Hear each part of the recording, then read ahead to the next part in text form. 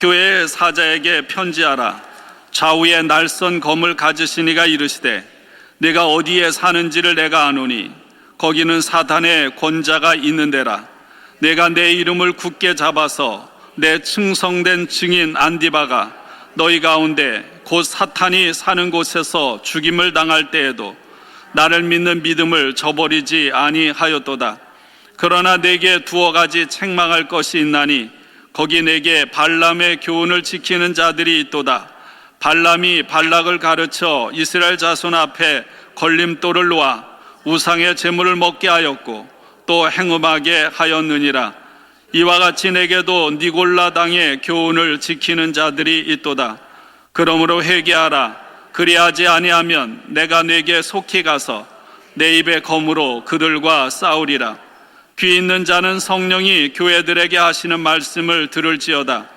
이기는 그에게는 내가 감추었던 만나를 주고 또 흰돌을 줄 터인데 그 돌 위에 새 이름을 기록한 것이 있나니 받는 자 밖에는 그 이름을 알 사람이 없느니라. 아멘. 오늘은 삼위일체 주일입니다. 삼위일체 여러분 이해할 수 있어요? 설명할 수 있습니까? 쉽지가 않죠.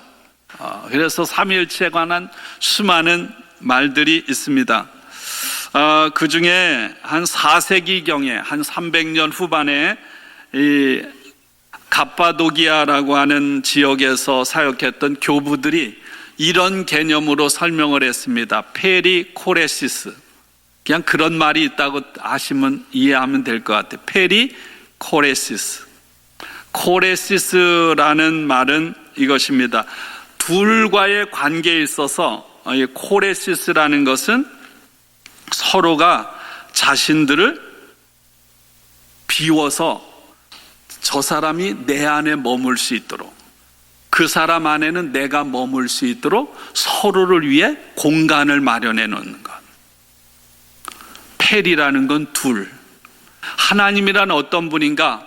성부 하나님, 성자 예수님, 성령 하나님께서 세 분이 서로의 자리를 비워서 서로가 들어와서 머물 수 있도록, 그래서 서로가 서로 안에 머물러 있으면 관계가 살아있게 되는 거죠.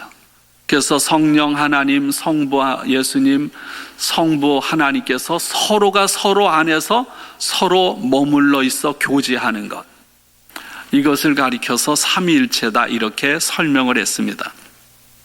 이렇게 예를 든다면 좋겠죠. 남녀가 서로 사랑을 해요. 그럼 어떻게 되나요? 서로 사랑하면 사랑하는 사람을 위해 내 마음을 완전히 다 비워요. 그래서 그 사람을 위해서 살아가요. 그 사람이 내 안에 있고 나도 그 상대를 위해서 몽땅 다 주고 내가 그 안에 있는 거예요. 사랑이 이루어지면 그것이 가능한 거죠. 하나인 거, 완전히 하나가 되는 거예요. 하나님께서는 오늘도 그렇게 성부, 성자, 성령, 삼위일체 하나님께서 서로를 위해서 서로가 들어와서 머물러 있을 수 있도록 자리를 마련해서 서로 관계를 맺어. 그러면 그 안에 뭐가 있나요? 기쁨이 있습니다. 사랑이 있습니다. 춤이 있습니다. 춤을 추게 하는 거예요. 여러분, 남녀가 둘이 만나 사랑하면 기쁨이 있어요. 시간 가는 줄 몰라요. 지루하지 않아요. 언제나 행복합니다. 그렇죠? 그게 없다면 그거는 가짜 사랑이에요. 비즈니스죠. 근데 감사한 것은 성부, 성자, 성령, 삼위일체 하나님만 그렇게 서로 교제를 하고 춤추는 것이 아니라 감사한 것은 그 하나님의 하나 되어 교제하는 그 역사 속에 하나님께서는 자리를 비워서 우리도 그 안에 들어와서 춤추게 하시고 또 그 하나님은 우리 안에 들어와서 함께 기뻐하며 춤을 추게 하시는 그 역사를 오늘도 행하고 계시다는 거예요. 그래 우리는 결코 혼자일 수가 없는 거예요. 그래서 날마다 우리의 삶이 항상 기뻐하고요, 쉬지 말고 기도한다는 것 말이에요. 그분이 내 속에, 지난주 말씀이죠, 영이신 하나님께서 내 속에 호흡, 숨을 주시기에 내가 살아있고 숨을 걷어가시면 내가 죽는 거죠. 그분이 나를 살아있게 하시는 거고요. 오늘도 그분은 내 안에서 나를 돌보고 나를 소생시키고 내 삶을 이끌어 가시는 줄로 믿습니다. 그래서 항상 기뻐하고 쉬지 말고 기도하고 범사에 감사하고 발걸음을 옮길 때마다 감사하는 그런 삶이 저와 여러분을 통해서 이루어지기를 주님의 이름으로 축원합니다. 오늘은 Father's Day. 지난주에 우리 몇 분 장로님들이 밖에 앉아서 서글프게도 처량하게도 아버지 얘기들을 하더라고요.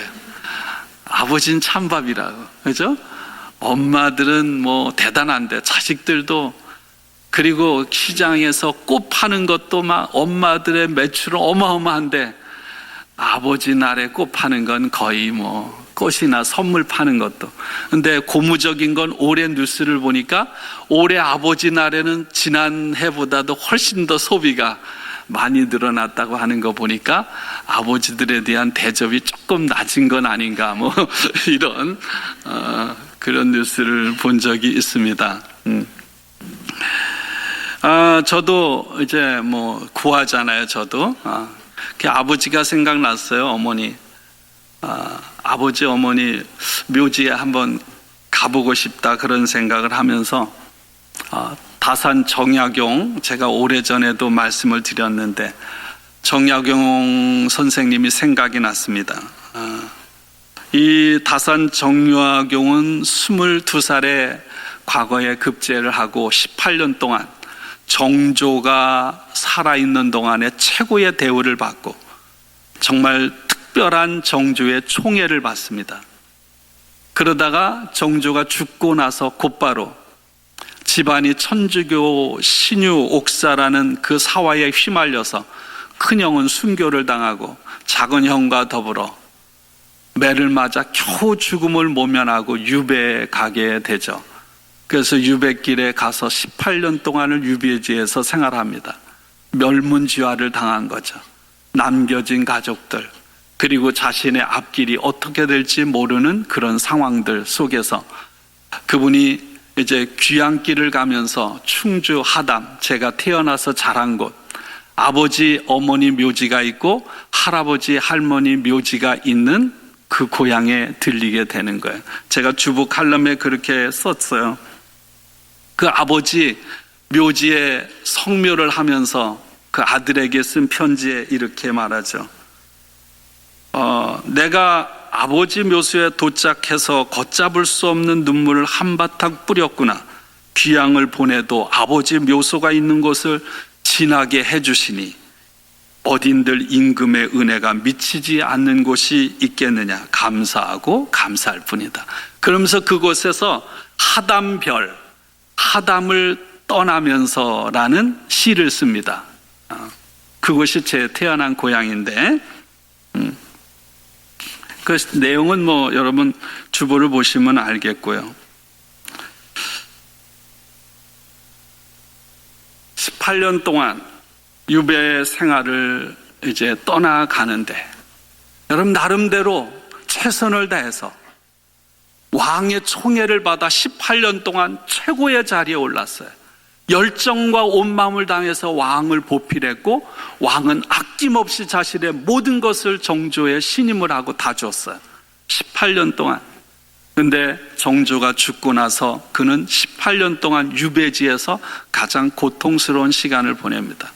그리고 유배지에서 풀려나서 18년 동안은 고향으로 다시 풀려나 돌아와서 살다가 죽어요. 그래서 정조의 삶에 있어서 18이라는 숫자는 굉장히 중요한 그런 숫자로 이렇게 연결이 되어 있습니다. 뭐 사족이고요. 최선을 다했는데 멸문지화를 당하고 패족이 되고 앞길은 전혀 알 수 없는, 그리고 겨우 고문을 당하고 겨우 생명을 부지해서 정처 없이 자식들을 두고 유배지로 떠나는 그런 아픔들을 이 시에서 담아내고 있습니다. 아버지 부모님에 대한 감사함, 또 한편은 부모님에 대한 죄스러움, 자식들에 대한 안타까움. 그리고 이 정약용이 유배지에서 자식들에게 보낸 편지들을 모아서 유배지에서 보낸 편지라는 그런 책이 있는데요. 거기에는 이런 글들이 있습니다. 제목들이 읽어보면 이래. 우리는 패족이다. 패족이 글을 읽지 않고 몸을 바르게 행하지 않는다면 어찌 사람 구실을 하랴. 패족이라 벼슬은 못하지만 성인이 되어야 하지 않겠느냐. 문장과가 되지 못하겠느냐. 그리고 자식들을 위해, 아들들을 위해 당부합니다. 먼저 모범을 보이거라. 거짓말을 입 밖에 내지 말라.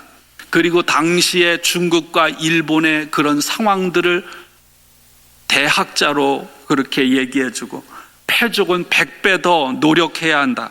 임금이 존경할 수 있는 사람이 되어라. 넘어져도 반드시 일어나야 한다. 멀리 내다볼 줄 알아야 한다. 청운의 뜻을 꺾어서는 안 된다. 이런 당부를 합니다. 여러분, 앞에 말한 대로 부모님에 대한 고마움과 감사함과 죄송함, 자식들을 향한 사랑. 다사는 유배지를 떠나면서 그리고 유배지에서도 그것을 한순간도 잃지 않았습니다. 여러분, 오늘 우리가 다산 적야경을 기억하는 것은요, 그가 과거의 급제에서 정주의 총애를 받았던 화려한 최고의 정점인 18년 때문이 아닙니다. 그 인생의 가장 처절하고 외롭고 아팠던 18년 동안 유배지의 삶 때문에, 그곳에서 근 230여 권의 책을 쓰고요, 그리고 조선 최고의 학자의 반열에 오르게 된 사람이죠. 최선을 다했지만 정쟁에 밀려서 패족이 된 정약용. 정약용을 주일날 얘기하는 게 중요할까요? 오늘 아버지 날입니다. 나름대로 가족을 사랑하고 최선을 다해 살았음에도 불구하고 실패한 것 같고, 가족들에게 인정받지 못하는 것 같고, 외로움에 휩싸여 있고, 때로는 어떤 사람들은 내 존재 자체가 가족들에게, 누군가에게 무거운 짐이 되는 것 같은, 그럼에도 불구하고 주어진 자리에서 아내와 자식을 향한 사랑의 마음을 잃지 않고 끝까지 최선을 다했던, 그리고 오늘도 최선을 다해 살아가는 이 땅의 모든 아버지들을 주님의 이름으로 축복합니다. 그래서 아버지들에게 감사해.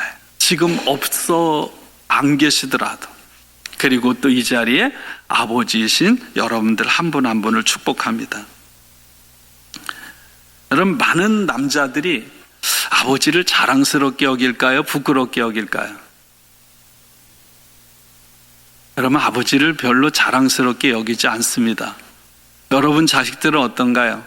엄마는 옛날부터 그런 얘기를 많이 하죠. 지혜로운 엄마들은 그런 얘기를 안 하지만 저놈은 꼭 지 애비 닮아서 저렇게 그죠? 그런 독화살을 끊임없이 맞으면서 그런 환경 속에서 그렇게 살아왔습니다. 그래서 아버지를 자랑스러워하지 않아요. 남자들은 아버지를 닮으려고 하지 않아요. 살아가다 보면 사람들은 다 자기 이익을 위해서 타협을 합니다. 그래서 아버지가 자랑스럽지 않으면서도 할 수 있는 나를 위해서 좀 자랑스러운 것을 자꾸 찾아요. 요만큼을 좀 더 크게 해가지고, 그래야 내가 위로를 받으니까. 아버지를 닮으려고 하지 않아요. 근데 생각해 보세요. 아버지를 안 닮으면, 아버지에게서 남자다움과 강인함을 배우지 않으면 도대체 누구에게 배울까? 옆집 아저씨한테 배울 수 없잖아요. 그럼 어떡하나요? 완벽하지 않은 아버지를 둔 사람들은. 아버지, 할아버지, 증조 할아버지 거슬러 끝까지 올라가면 우리는 누구를 만날 수 있을까요? 이 세상에 유일하신, 이 세상을 있게 만드신, 그리고 우리를 당신의 모습 그대로 만드신 창조주 하나님을 만나게 되는 줄로 믿습니다. 그분이 우리를 당신의 모습대로, 당신의 형상대로 만드셨다는 거예요. 하나님, 예수님은 어떤 분입니까? 많은 사람이 생각하기에 예수님은 진짜 인자하고 한 번도 안 내고 너무 유순하고 얌전한 분, 양떼를 한 마리를 끌어안고 양떼를 거느리고 조용하고 착하고 신실한 남자, 그렇죠? 교회에서는 끊임없이 어릴 때부터 그렇게 가르칩니다. 예수님은 이 세상에서 가장 인자하고 따뜻하고 사랑이 많은 남자야. 그래서 그런 줄 알아요. 예수님처럼 되라. 그러면 뭐 하는 거예요? 예수님처럼 그렇게 사람이 되라는 거죠. 친절해라, 얌전해라, 속상해도 화내지 말아라. 근데 예수님을 성경에서 봅니다. 예수님은 이렇게 말하죠. 요한이 고백하죠. 보라, 세상 죄를 지고 가는 하나님의 어린 양. 요한계시록에 보면 죽임당하신 어린 양. 물론 그렇습니다. 어린 양과 같은 분이에요. 근데 예수님은 또 동시에 어떤 분인가요? 요한계시록 5장에 보면 예수님은 유다 지파의 사자. 예수님은 죽임당한 어린 양이시면서 동시에 그분은 유다 지파의 사자임을 믿습니다. 사자.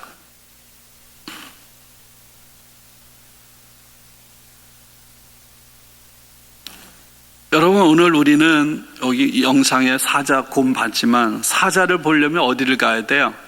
아프리카를 가야 됩니까? 세렝게티 초원을 가야 되나요? 아니죠? 동물원을 가야 되죠? 동물원에 가면 멋있는 위용에 갈기를 휘날리는 무시무시한 사자를 우리는 보게 됩니다. 덩치도 정말 큽니다. 근데 우리에 갇혀 있습니다. 원래 하나님께서는 사자를 만드시고요, 저 아프리카 대초원에서 초원을 주름 잡고 살아가도록 그렇게 만들었습니다. 사자는 그곳에 살아야 돼요. 여러분, 우리 동물의 왕국 보는 것처럼 초원에 사는 모든 동물들에게 두려움을 주는 존재. 매일 들어놓고 그러다가도 배고프면 일어나서 얼룩말이나 영양 같은 것을 언제나 공격해서 잡아먹을 수 있는 사자. 그런데 그 사자가 사람들의 손에 붙잡혀서 어느 날 동물원 우리에 갇히고 나면 모든 관계가 끊어져요. 외롭습니다. 할 일이 없습니다. 하루 종일 빈둥거리고 사람들이 던져주는 먹이를 가지고 배를 채울 뿐입니다. 그래도 옛날에 외양은 있어서 가끔씩 표효를 하죠. 으르렁거리죠. 오랫동안 동물원에 갇히다 보면 사자는 자기가 사자인 것을 망각합니다. 오늘은 아버지 날인데 사자의 이야기가 아니라 오늘 남자들의 이야기이고 아버지의 이야기고요, 이것은 또 여자들의 이야기이기도 합니다. 남자, 하나님이 만드신 남자, 여자, 하나님이 당신의 모습으로 만드신 여자. 우리는 그 모습을 잊어버리며 살아갈 때가 얼마나 많은지 몰라요. 그래서 기독교의 유명한 작가인 도로시 세이어스는 이런 얘기를 했어요. 교회는 유다의 사자의 발톱을 아주 효과적으로 잘라내서 허약한 목사들과 독실한 여자들의 충실한 애완동물로 전락시켰다. 서글프죠? 여러분 집안에 애완동물 키우는 분들 있죠?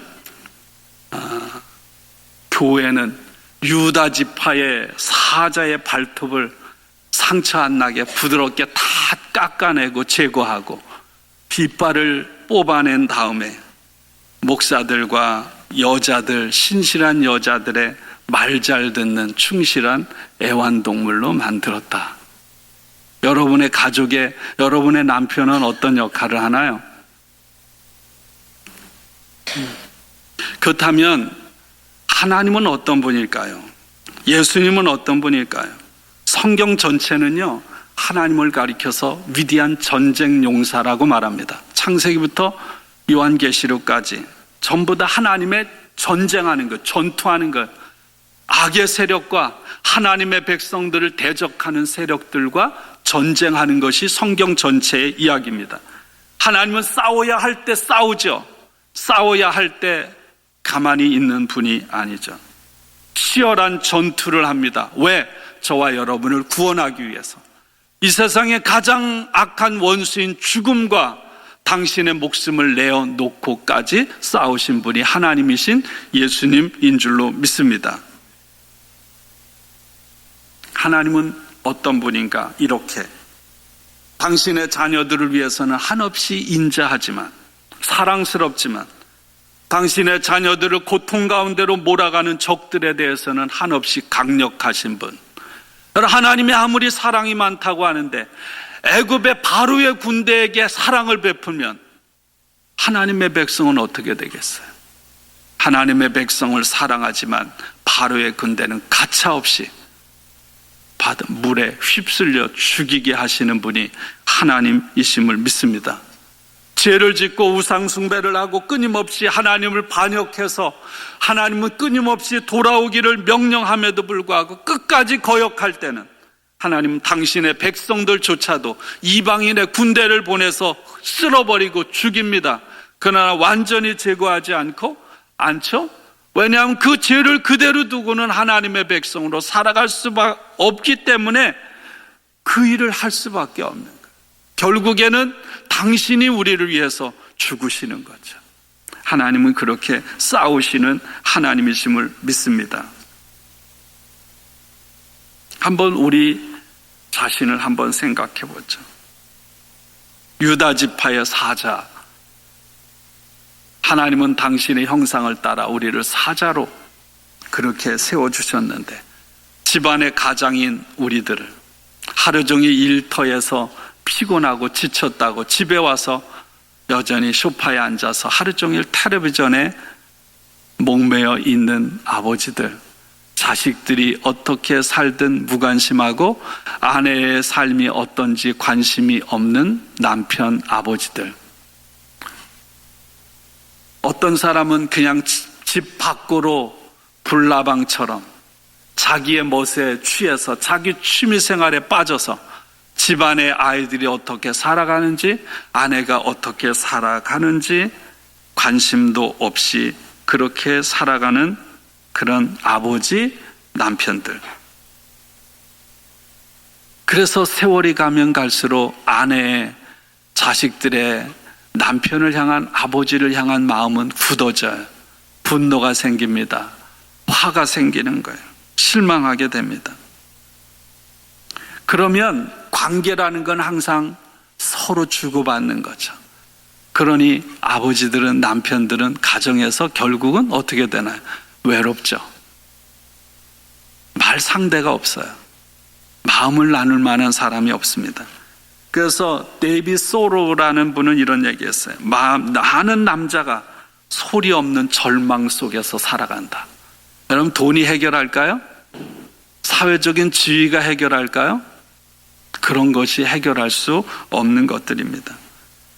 남자는 사자처럼 광야에 뛰어나가서 용맹하게 싸워야 되는 존재로 하나님께서 만들어 주셨는데 더 이상 목숨 걸고 싸울 만한 상대가 없으니까 동물원의 사자처럼 점점 태화돼, 그리고 가끔씩 으르렁거리듯이 가장 만만한 아내와 자식들에게 분노를 쏟아냅니다. 갑자기 폭발하는 거죠. 그러면서도 왜 자신이 그런지 알지 못합니다. 그럼 그게 남자 아니에요? 조지 맥도날드가 이런 말이 있습니다. 누가 남자에게 그의 진짜 이름을 줄 수 있을까? 그리고 하나님만이 그렇게 하실 수 있다. 하나님을 제외하고 누구도 남자가 무엇인지 모르기 때문이다. 이렇게 대답했습니다. 여러분, 크레이그라는 사람이 있습니다. 크레이그. 그의 삶에 있어서 가장 결정적인 삶의 전환점은 아버지의 이름을 도로 찾았던 날입니다. 크레이그의 아버지는 엘 맥코넬인데 6.25 전쟁 때 전사했습니다. 크레이그가 4개월밖에 안 됐을 때입니다. 엄마는 재혼을 했고 크레이그는 새아버지에게 입양됐습니다. 새아버지는 해군 장교였습니다. 크레이그 때문에 화가 날 때마다 크레이그를 향해 너는 갈매기라고 외쳐댔습니다. 어린 크레이그는 자신의 정체성, 자신의 신분이 아버지가 해주는 말인 것으로 여기고 살았어요. 새아버지는 날마다 이랬습니다. 크레이그 너는 갈매기야. 그저 앉아서 꺽꺽 울어대고만 있잖아. 입버릇처럼 그렇게 말했습니다. 어른이 되어서 크레이그는 자신의 정체성을 회복합니다. 아버지가 전쟁터에서 목숨을 잃은 군인이었다는 것을 나중에 알게 됐어요. 아버지의 꿈은 이런 거였습니다. 선교에 평생을 바치겠다. 복음을 듣지 못한 곳에 찾아가서 사람들에게 복음을 전하는 것이 전쟁 6.25 때 전쟁에서 전사한 아버지의 꿈이었습니다. 그리고 할아버지는 중앙아메리카에 가서 그 지역의 선교사로서 잃어버린 영혼들에게 그리스도의 복음을 가르치는 그 일을 위해서 목숨까지도 내어놓았던 그런 위대한 선교사였습니다. 방황했던 크레이그는 바로 자기 아버지가 그런 분이었다는 것을 알게 됐어요. 그리고 자신의 성을 맥코넬로 바꿉니다. 한없이 고결하고 훨씬 더 아름답고 거룩한 그런 이름을 다시 찾은 거예요. 그것이 그 인생을 바꾸어 놓았습니다. 여러분, 오늘 본문 말씀은 버가모 교회에게 주신 말씀입니다. 예수님을 가리켜서 오늘 계시록 2장은 좌우에 날선 검을 가지신 분이라고 했어요. 다시 말하면 예수님은 심판하시는 분, 전쟁 용사입니다. 버가모 교회는 어느 곳에 세워져 있는가? 황제 숭배, 로마 황제를 신으로 숭배하는 중심지에 세워진 교회입니다. 우상 숭배를 통해서 사탄의 통치가 가장 강력하고 가장 활발한 지역에 버가모 교회가 세워졌습니다. 버가모 교회 그리스도인들은 그 사탄의 핵심 본거지인 사탄의 압도적인 세력 앞에서도 끝까지 예수님을 부인하지 않았고 예수님의 왕되심을 믿었고 예수님의 이름을 굳게 붙잡았습니다. 물론 주님께로부터 책망받을 것도 있었지만 여러분, 예수님은 승천하신 후에 다른 보혜사인 성령을 보내주시겠다고 약속하셨고 그리고 이 땅에 예수님이 가시고 예수님이 보내주신 성령께서 지금도 저와 여러분의 삶의 자리에 동일하게 역사하심을 믿습니다. 지난주에도 그랬죠? 하나님은 영으로 우리 가운데 호흡을 주시고 영으로 우리 안에 거하시고 하나님은 오늘도 영으로 세상을 다스리는 줄로 믿습니다. 성령께서 교회들에게 하시는 말씀을 들을지어다. 이 말씀은 곧 하나님의 말씀이요 예수님의 말씀인 거죠. 주님은 이렇게 말씀하셨어요. 이기는 자에게 복을 주겠다고요. 이기는 자.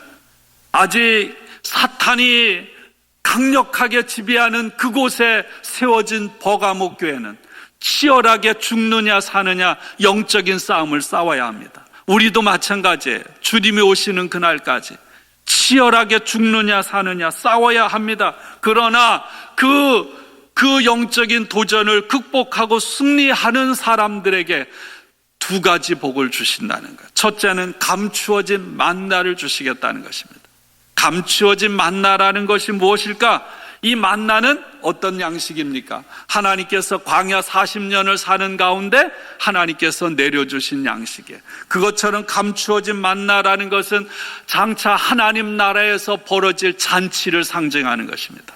하나님 나라 잔치, 하나님 나라의 영원한 축복으로 마지막 때 이루어질 그 잔치 축제에 참여하게 하는 복을 주시겠다는 거예요. 저와 여러분에게 이런 약속이 있고 저와 여러분이 그 잔치에 참여하기를 축원합니다. 둘째는 이기는 자에게 흰돌을 주겠다는 것입니다. 흰돌. 흰돌이라는 것은 당시에 재판을 할 때 재판을 하기 위해서 흰돌과 검은 돌을 던져서 무죄와 유죄를 선고했다고 합니다. 또한 흰돌이라고 하는 것은 축제 때 입장표입니다. 티켓. 제가 어제 둘째 아들 UCLA 졸업하는데 가족들에게 4장의 티켓을 주는데 우리가 9명이 갔으니까 5장은 60불 주고 샀다 그래. 여러분, 그 졸업식에는 아무나 갈 수가 없어요. 아무리 똑똑하고 잘생겼다고 들어가는 게 아니에요. 그냥 티켓을 딱 내밀으면 들어가는 거예요. 티켓. 흰돌은 축제 때 입장표로 쓰여지는 것이었습니다. 흰돌을 받는다는 건 뭡니까? 하나님의 심판에서 의인으로 판정이 돼서 어린 양의 혼인잔치, 예수께서 왕으로 통치하시는 그 축제에 입장할 수 있는 초청권이에요. 이기는 자에게 그 복을 주시는 줄로 믿습니다. 근데 오늘 그 말씀에 이렇게 나와 있죠. 흰돌에 뭐가 새겨져 있다고요? 새 이름이 새겨져 있다. 흰돌에 새겨져 있는 이름. 여러분, 그날 그 돌에 저와 여러분 한 사람 한 사람의 이름이 새겨져 있기를 축원합니다. 그것을 보기를 원해요. 이 세상에서 우리가 살아가면서 우리 부모가 아니면 이 사람 저 사람들이 우리에게 붙여준 이름, 어떤 사람은 너 때문에 우리 가정이 힘들어, 너 때문에 내 엄마가, 네 새엄마가 힘들어. 여러분, 그런 소리들 여러분 수없이 들었잖아. 너 실패자야, 너 못난이야, 너 왜 그래?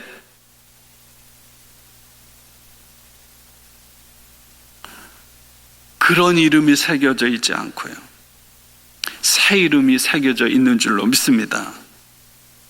근데 이미 그 이름은 새 이름이 아니라 여러분, 하나님께서 우리를 엄마 뱃속에서 만드실 때 이미 마음속에 두셨던 이름인 줄로 믿습니다. 제가 우리 아들 이름을 제가 지었어요. 좀 죄송하지만 우리 아버지에게 제가 짓겠다고. 아버지가 지어주는 게 참 기쁨인데 언제 짓나요? 애가 태어나고 몇 달 있다가 짓나요? 언제 지어요? 미리 짓죠? 미리. 저는 목사니까 좀 성경의 내용이 담긴 이름, 진짜 돌림에 세례 요한처럼, 이사야 말씀처럼 주님의 오시는 길을 예비하는, 길을 평안하게 하는 사람 도진, 이렇게 지었죠. 애가 태어나기도 전에 여러분, 아이의 이름을 짓는 거예요. 그 이름 속에는 축복을 담아서, 사랑을 담아서. 태초에 하나님께서 어머니의 뱃속에서 우리를 만들기 전에 저와 여러분들을 마음에 두시고 지어준 이름이 바로 그날 이기는 자에게 흰돌에 새겨질 새 이름인 줄로 믿습니다. 그게 진짜 내 이름이에요. 그게 진짜 내 이름. 본래부터 그게 내 이름이었고 나만의 유일한 그런 이름. 그래서 오늘 마지막 말씀에 뭐라고 했습니까? 그 받는 자만이 그것을 안다고 그랬어요. 여러분, 이 세상에 여러분과 똑같은 사람은 없잖아요. 하나님께서 처음 우리를 위해 주신 이름이 저와 여러분에게 있고요, 오늘도 하나님은 그렇게 저와 여러분을 보시고 그날 흰돌에 저와 여러분의 새 이름을 새겨 주실 줄로 믿습니다. 하나님은 우리의 모든 것을 아시죠? 우리가 하늘에 올라가도 음부의 자리를 펼지라도 어느 곳에 있어도 하나님은 우리를 알아요. 모세가 40년 광야에서 절망 중에 있을 때 하나님은 그를 알았어요. 그래서 찾아오셨어요. 모세야, 모세야, 사무엘아, 사무엘아. 오늘도 저와 여러분들을 아시고 우리의 이름을 불러주시는 줄로 믿습니다. 아는 게 책을 읽어서 지식을 아는 게 아니죠. 하나님은 우리의 모든 것을 당신의 형상을 따라 만들었기에 우리는 인격적으로 아시는 줄로 믿습니다. 제가 하용주 목사님 오래전에 설교를 들을 때 그런 얘기 하시더라고요. 하나님께서 아브라함에게 복을 주셔서 길 뛰어다니는 짐승을 보고 너 사자, 그러니까 사자가 되고요. 코끼리, 그러니까 코끼리가 되고, 토끼, 그러니까 토끼가 된 거예요. 하나님께서 그렇게 하신 거예요. 그것처럼 하나님께서는 저와 여러분들만의 독특한 이름을 주신 줄로 믿습니다. 축복을 담아서, 하나님의 온 마음과 생명을 담아서 우리는 이 세상 그 어떤 것과도 비교할 수 없는 특별한 존재예요. 오늘 성경 읽기의 교회록에는 시편 8편이 있어요. 이 세상에 그 무엇도 내가 인간이 무엇이기에 천사보다 더 낫게 만드십니까? 이런 노래죠.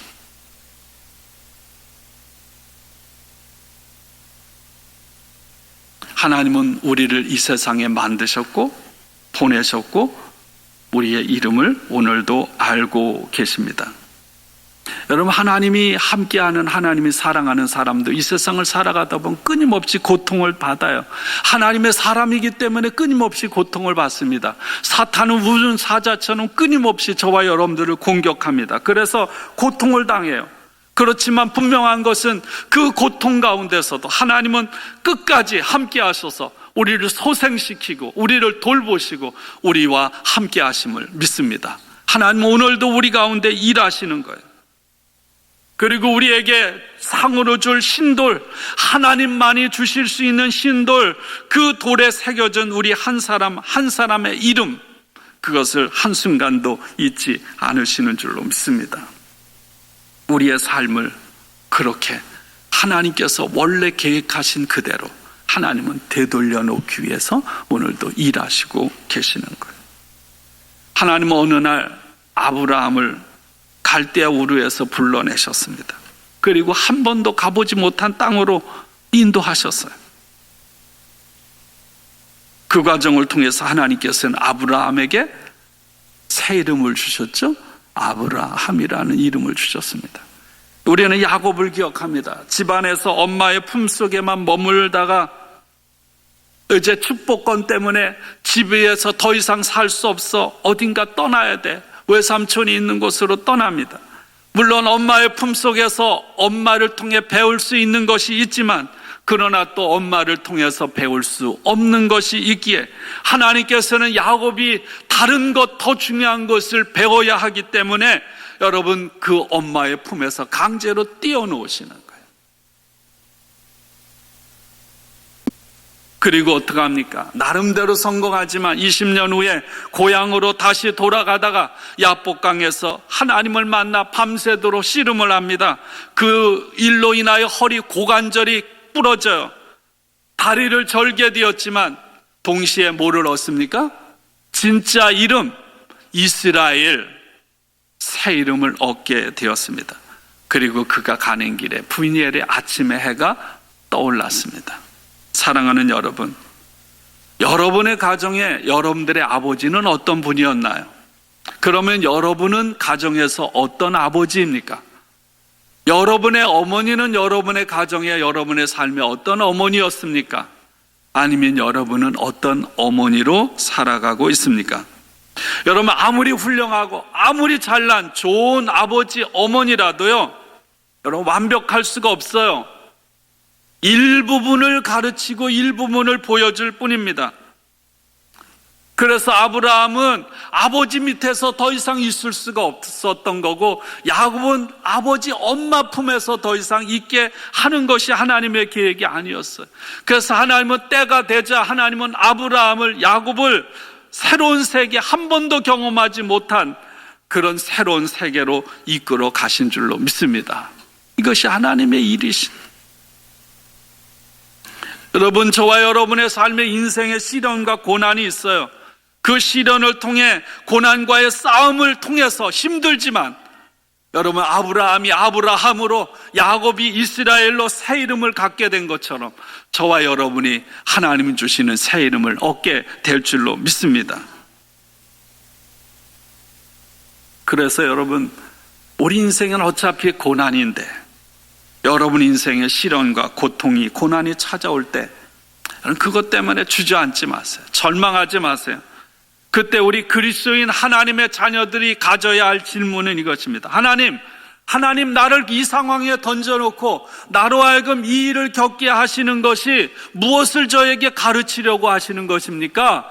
무엇을 제가 못 보던 것을 보게 하시려는 것입니까? 제가 하나님 볼 때 하나님 기뻐하지 않는 무엇이 있어서 그것을 잘라버리라고 하시는 것입니까? 여러분, 하나님 앞에 그렇게 묻기를 원합니다. 제가 앞에 말씀드렸죠. 다산 정약용의 삶의 최고의 황금기는 정조의 총애를 받을 때가 아니라 유배지에서 18년 동안, 그 삶이 없었다면 우리는 더 이상 정조를 기억할 의미가 없어요. 상처 없는 사람이 없습니다. 모두가 다 상처 때문에 힘들어요. 근데 여러분, 유난히 상처에 민감한 사람이 있죠. 제가 일부에도 그런 얘기를 했어요. 건강한 사람은요, 아무리 건드리고 비비고 때려도 안 아파요. 근데 칼에 비었다가 아물어 가는 중에 있는 사람은요, 살짝 스쳐도 아파요. 스쳐도 아파 터지고 피가 나요. 여러분이 상처를 많이 받고 남들과 관계, 남의 한마디, 어떤 상황에 상처를 많이 받는 사람, 하나님께서 본래 그렇게 지으신 것이 아니에요. 여러분이 상처를 가지고 있기 때문에 하나님 그걸 치유하기 원하시는 줄로 믿습니다. 어떻게 치유하기 원하시나요? 내가 겪었던 똑같진 않지만 그 상처의 자리에 나를 다시 둠으로, 그 아픔을 겪었던 그것과 같은 상황에 다시 나를 직면하게 함으로 그것을 극복하게 하는, 그런 아픔이 찾아올 때, 여러분 아프게 하는 아픔이 찾아올 때 주저앉지 마세요. 원망하고 회피하지 마세요. 그것이 바로 나로 하여금 내 상처를 직면하게 하는, 그리고 그 가운데서 나를 치유하고 회복하게 하시는 하나님의 은혜임을 믿습니다. 여러분, 이래야 돼요. 여러분, 제가 요즘에 예레미야를 새벽에 말씀을 하면서 새벽 때는 여러 번 얘기했는데요, 예레미야가 하나님 앞에 이런 질문을 하는 거예요. 왜 하나님 악한 자의 길이 형통하고 반역한 자가 다 평안합니까? 왜 의롭고 신실하게 사는 사람이 이렇게 고통을 당하는 것입니까? 하나님께서 저들을 뿌리가 든든하게 만들고 튼튼하게 하고 잘되게 해서 그런 거 아닙니까? 하나님은 항상 이렇게 질문하면 엉뚱한 동문서답을 해요.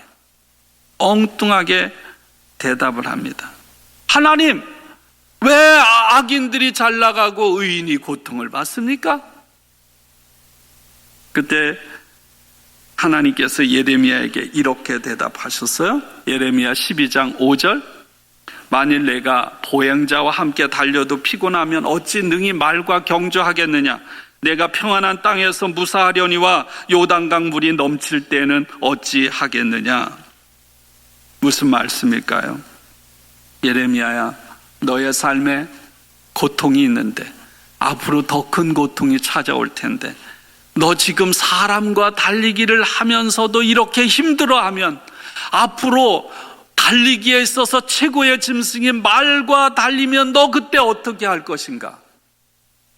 무슨 말씀인가요? 무슨 말씀이에요? 유진 피터슨이 이렇게 얘기했습니다. 한번 들어보세요. 우리가 스스로를 최소한으로 정의하여 그 한도 내에서 안전하게 사는 것이 자신을 최대한으로 정의하면서 모험적으로 사는 것보다 쉬운 법이다. 이 세상의 냉소주의는 새로운 삶을 향한 희열에 찬 이상의 흙탕물을 튀겨 얼룩을 만들어낸다. 뭐냐면, 우리는 내가 살아온 환경과 상황 때문에 나를 최소한으로 정의를 해. 나 요것밖에 안 돼. 근데 하나님은 나를 어떻게 한다고? 최대한으로 정의해. 그런데 우리는 나 자신을 최소한으로 정의해 놓고 흙탕물을 튀겨서 하나님이 나를 최대한으로 정의하는 것들을 다 흙탕물 튀겨서 뭉개지게 만들어버려요. 여러분 그렇지 않아요? 하나님은 이렇게 말하는 거예요. 야, 예레미야야, 너 사람이랑 달리기 할 사람이 아니라 너는 말과 달려야 할 사람이야. 오늘도 하나님은 저와 여러분을 최대한으로 정의해서 그 삶을 저와 여러분이 살아가도록 하시는 줄로 믿습니다. 너무너무 위대하고 아름다운 말씀이에요. 여러분, 오늘 이 말씀이 여러분들을 깨트리길 원해요. 여러분들을 회복하기 원해요. 하나님 앞에 나 죄인입니다. 맞아요, 죄인이에요. 의로운 사람은 하나도 없어요. 근데 여러분, 자식이 매일 엄마 앞에 와가지고 하루 종일 엄마 나 죄인이야, 잘못했어, 하루 종일 그래 보세요. 질질 짜면서. 그래, 너 죄인이야, 맞아. 불쌍히 여길까요? 꼴밤 한 대 주는 거죠. 누가 자식이 그런 삶을 살기 원해요? 근데 교회는 끊임없이 그렇게 가르치다 보니까 나도 모르게 나는 죄인인 거예요. 매일 어두워, 말죄인처럼. 아니잖아요. 항상 기뻐하라 그랬잖아요. 감사하라 그랬잖아요. 제가 지난주에 말씀한 거 기억나세요? 예레미야 14장 1절. 너는 하나님 앞에서 빛나게 살아라. 너는 하나님 앞에서 빛이 되는 삶을 살아라. 그래야 되잖아요. 오늘 하나님께서 예레미야에게 하시는 말씀을 다시 전하고 마칩니다. 예레미야야, 너는 사람이랑 달릴 자가 아니야. 사람이랑 달려도 이렇게 힘들어하는데, 세상 불의가 가득한 세상에서 너 지금 힘들어하는데 앞으로 더 큰 고난과 어려움이 오면 너 어떻게 그걸 감당할 수 있냐? 야, 너는 지금 처해진 상황으로 지치고 피곤하고 쓰러질 수준이 아니야. 너는 너 수준은 그게 아니야. 너는 말과 함께 달려야 될 수준이야. 오늘 하나님께서 최대한으로 정의하는 이것이 우리를 자유케 하길 원합니다. 그런 아버지가 되길 원하고요, 그런 어머니가 되길 원하고, 그런 하나님의 사람이 되기를 원합니다. 하나님이 최대한으로 우리를 보시는 눈, 그 눈을 내가 가지면 내 삶이 달라지게 될 것이고, 그것이 바로 하나님의 백성의 아이덴티티, 그것이 하나님의 사람으로 오늘 버가모 교회는 사탄이 왕성하게 지배하는 그 한가운데서도 믿음을 잃지 않고 예수님의 이름을 잃지 않고 예수의 왕되심을 끝까지 잡았던 것, 여러분 이것이 하나님의 사람 그리스도인의 자존심인 줄로 믿습니다. 여러분의 능력이 아닌 하나님이 주시는 능력으로 살아가시길 축원합니다. 함께 기도하죠.